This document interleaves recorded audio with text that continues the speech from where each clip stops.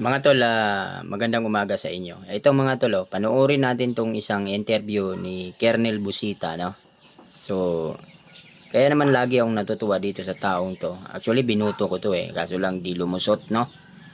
Pero, yung paniniwala niya sa war on drugs ni Duterte, mga tol, ay halos kapareho lang ng paniniwala ko.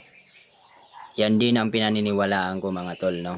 So, hindi gugustuhin ni Duterte na ipahamak yung mga inosente. So, meron mamang mga pulis talaga na nakagawa ng pagkakamali. Pero kahit kung makikita po natin, hindi naman niya kinatigan yun. No? Bagkos ay hindi siya nakialam. Kung meron talagang dapat makasuhan na mga pulis na talagang nakapatay ng mga inosente, hindi niya naman ito tinutulan. Kasi nga, ang mandato niya ay puksain yung mga drug pusher na yan at mga addict na yan, no? So, yun lang yun. So, although merong mga nadadamay mga tol na mga hindi naman addict, no? So, hindi naman yun tinutolerate ni PRRD. So, di ba? So, yun lang mga tol. Ito, panoorin natin itong panayam mula kay Kernel Busita, Congressman Busita. Linawin natin, hindi po kayo bata ng mga Duterte. Binanggit nyo kanina sa akin, hindi kung magkaibigan ba kayo, sanggan dikit ba kayo ng mga Duterte, o hindi nyo sila kilala?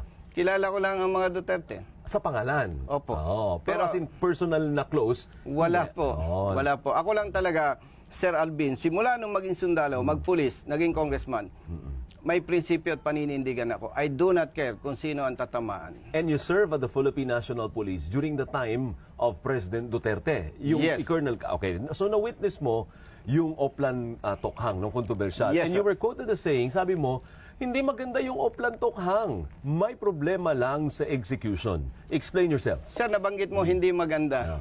Maganda ang Maganda. Oplan Tokhang. Oo. Yes, actually, Sir Alvin, maganda ang Tokhang. Pagka yung kapatid mo may sangkot, may intelligence information na sangkot sa illegal drugs, kakatok. Sir Alvin, yung kapatid mo, may information kami nasasangkot sa droga. Baka pwede, i-surrender nyo sa amin, merong programa ang PNP. Ganon kaganda. Ang problema, Hindi ganun ang pagka-execute. hindi na-implement ng Oo. tama. Sino may kasalanan noon? PNP. Oh. Anong problema sa PNP nung panahon na yon? Eh, alam mo, again, pare-pareho tayong Pilipino. Ang pinag-uusapan natin dito, yung kalagayan ng taong bayan. Yeah. Nandiyan kasi yung payabangan pasikatan, pagalingan. Kaya ang nangyayari, nasasakripisyo ang maliliit nating mga kababayan. Eh bakit, Sir Alvin, sinasabi ko yan? Hindi man pwedeng magsalita ako sa iyo, baseless. Sabi ng DOJ, 20% ng illegal drug cases ang convicted. 20%, 80% dismissed. Yun yung malinaw na patunay na may mali Na sa... may mali sa execution. Yes, So kung sir. ikaw ang PNP chief noon, ano dapat ang ginawa mo?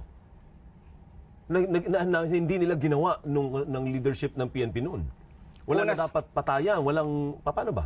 Una, sir, dapat pag binigyan ka ng assignment, hindi kita kukotahan. Yun lang. Dapat binigyan kita ng assignment, may tiwala ako sa iyo. Do your best.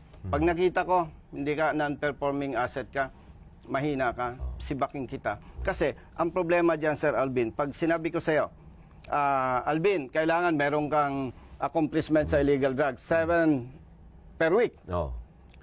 Mayabang ka pipilitin mo. Oh. Masasakripisyo yung mahihina dating mga kababayan. Sang-ayon ka ba na kailangang humarap ni dating Pangulong Rodrigo Duterte sa International Criminal Court kaugnay sa Tokhang? No, Sir Alvin. Why? Pag ako, hingi ako ng konting extension. Oh. Ang sabi ng Pangulo, pag lumaban, patayin. Tama naman. Now, inutos ba ng Pangulo na kahit hindi lumaban, patayin? Bigyan po kayo ng simple example. Kian de los Santos sa Caloocan. Buhay, pinatay, ang pulis, kinasuhan, na-dismiss, nakulong. Si President Duterte, hindi nakaalam. Yeah. Jimboy nang nabutas, pinatay ng mga pulis, kinasuhan, na-dismiss, nakulong ang mga pulis. Ibig sabihin, ako bilang pulis, katulad ng nabanggit ko po, hindi ako malapit sa Duterte. Walang ganong utos. So, anong dapat? Hindi dapat natin i-invite ang ICC. Kumbaga, yung problema natin, kaya pa eh. Dapat, panagutin ang pulis kung nagkasala sila. I think one more, kayang Huwag isa. tayong umasa sa iba. Okay. Insulto kasi sa atin kung tayo ay tatawag pa ng iba.